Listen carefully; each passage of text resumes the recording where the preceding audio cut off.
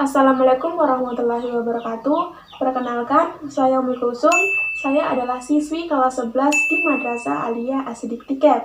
Nah, pada kesempatan kali ini, saya akan membahas materi tentang substansi hak dan kewajiban asasi manusia.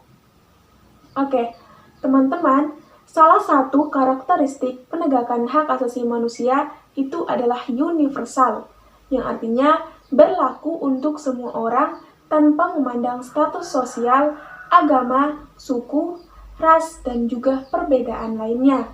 Oleh karena itu, setiap negara wajib untuk menegakkan hak asasi manusia.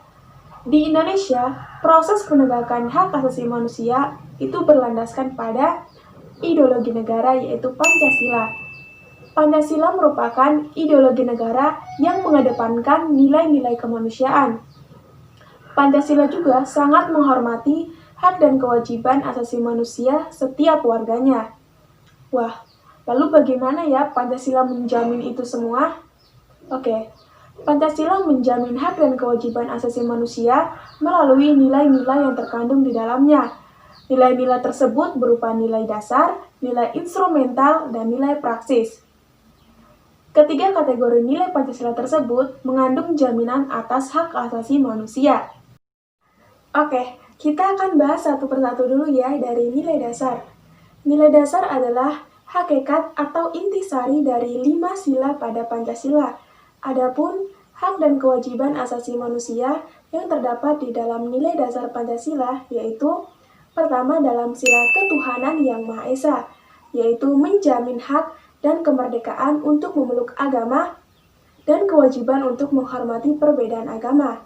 Yang kedua dalam sila kemanusiaan yang adil dan beradab, yaitu menempatkan hak setiap warga negara di atas kedudukan yang sama dalam hukum.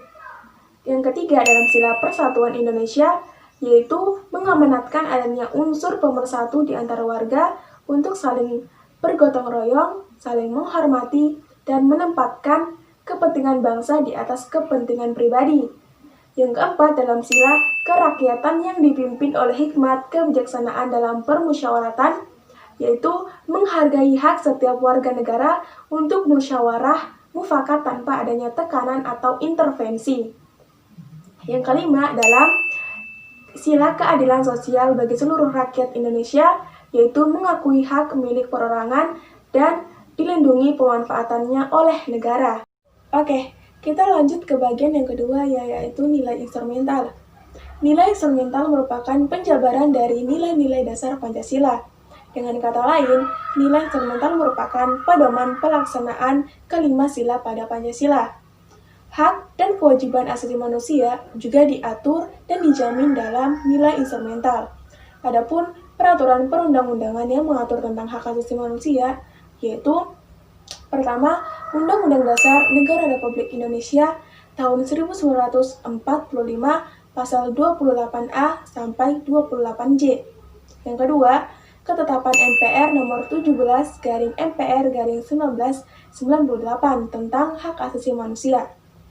Yang ketiga, ketentuan dalam Undang-Undang Organik yaitu Undang-Undang Republik Indonesia nomor 39 tahun 1999 tentang hak asasi manusia.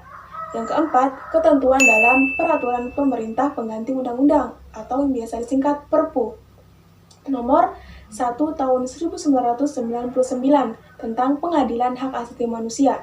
Dan yang terakhir, tentang keputusan Presiden, yaitu Keputusan Presiden nomor 50 tahun 1993 tentang Komisi Nasional Hak Asasi Manusia. Oke, kita lanjut ke bagian yang ketiga yaitu nilai praksis. Nilai praksis adalah realisasi dari nilai-nilai instrumental dalam kehidupan sehari-hari. Nilai praksis Pancasila dapat terwujud apabila setiap warga negara dapat menunjukkan sikap-sikap positif. Adapun sikap-sikap positif tersebut, yang pertama, saling menghormati kebebasan dalam beribadah, yang kedua, mengakui persamaan derajat, hak, dan kewajiban antar manusia, yang ketiga, cinta tanah air dan bangsa, Yang keempat, tidak memaksakan kehendak orang lain. Dan yang kelima, menghormati hak-hak orang lain dan rela bekerja keras.